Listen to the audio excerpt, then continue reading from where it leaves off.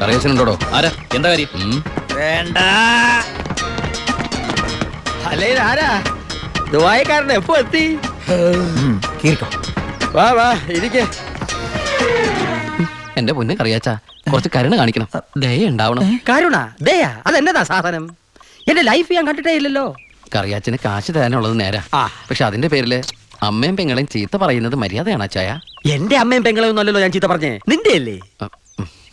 എടാ കൊച്ചനെ, ഞങ്ങള് പലിശക്കാർക്കൊരു അനുഗ്രഹമാ ഈ ഭാര്യയും അമ്മയും പെങ്ങളും ഒക്കെ. അവള് വരെ വന്ന് ഞോണ്ടിയാ വേണ്ടേ, ഇതുപോലെ ആള് ദുബായിന്ന് വരെ പറന്ന് ഞങ്ങളുടെ മുന്നിലെത്തും. ഇനി സെറ്റിൽമെന്റിലേക്ക് കിടക്കാം. മുടക്കിയ തവണകളും അതിന്റെ പലിശയുടെ പലിശയും മേശപ്പുറത്ത് വെക്കാൻ. എനിക്കിത്തിരി സാവകാശം തരണം. എന്തിന് മേശപ്പുറത്ത് വെക്കാനോ? അതല്ല, ദുബായി നയിച്ച കാശ് തീരോടെ എത്തിയിട്ടില്ല. എത്തിയാലുടൻ കറിയാച്ചന്റെ കണക്കാൻ തീർത്തോളാം. തീർക്കാൻ പോകുന്ന എന്റെ കണക്കാണോ അതോ കാശിന്റെ കണക്കോ? ചേട്ടന്റെ കണക്ക്. ചേട്ടന്റെ കാശിന്റെ കണക്ക്. എങ്കിൽ എന്റെ കണക്ക് എപ്പോ ക്ലോസ് ചെയ്യും പറ? കാലനല്ലേ അറിയൂ. ഈ എലുമ്പനേതാ? എന്റെ ഫ്രണ്ടാ. എങ്കിൽ ഈ ഫ്രണ്ടിനോട് എന്റെ ഫ്രണ്ടിൽ നിന്ന് മാറി നിൽക്കാൻ പറ, ഇല്ലെങ്കിൽ ഈ ഫ്രണ്ടിന്റെ ഫ്രണ്ട് ചളുക്കാൻ എനിക്ക് തോന്നും. ഇപ്പോഴത്തെ ഷേപ്പിൽ നിന്ന് ഷേപ്പ് മാറി വല്ലാത്ത ഷേപ്പായി പോകും. അതിന് പുറത്തു നിന്നോട്ടോ. എന്റെ കറിയാച്ച, ഒരു മാസത്തിനകം ഞാൻ മുടക്കം പറ്റിയ തുക തന്നു തീർത്തോളാം.